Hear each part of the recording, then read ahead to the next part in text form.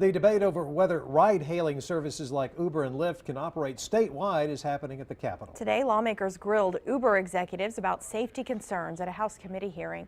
Republican State Representative Chris Patty says his proposal would require the companies to pay an annual registration fee of $115,000 to offset implementation costs.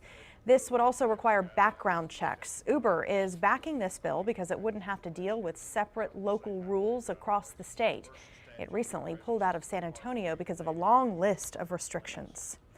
We found out today there is a big need for these companies in smaller cities outside of Austin. KXAN's Sophia Beausoleil discovered today one company in Round Rock is actually transforming its business to serve customers who want to book rides through apps. People that want to go out and drink and come home in a safe manner. That's who Eric Vaughn drives around most of the time.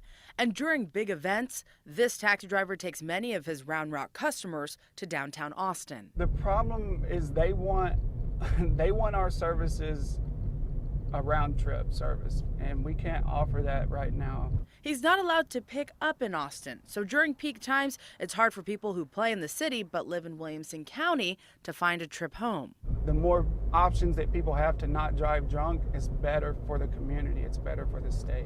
Lawmakers are looking to allow ride-sharing companies like Uber and Lyft statewide. Basically, if you can't beat them, join them. Dennis Gaylor is the general manager for 1010 Taxi.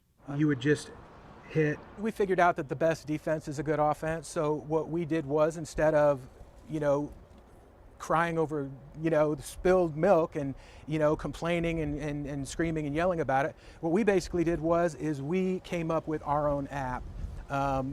Z-Trip. The company already has its ride-sharing permit for Austin, and this summer it will roll out its Uber-like services. The primary focus, serving neighborhoods north of Austin. And for me, the more options there are, the easier it's going to be for somebody to not make that mistake and get behind the wheel.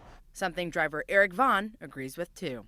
In Round Rock, Sophia Beausoleil, KXAN News. The company says when it will act as a ride-sharing company, it cannot have cars that say taxi on it. They do have a fleet of cars drivers lease, so they fall in line with the rules.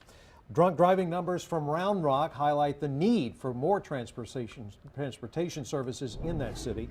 In the first 3 months of this year, Round Rock police have made 78 DWI arrests. That compares to 334 cases last year and 419 cases in 2013.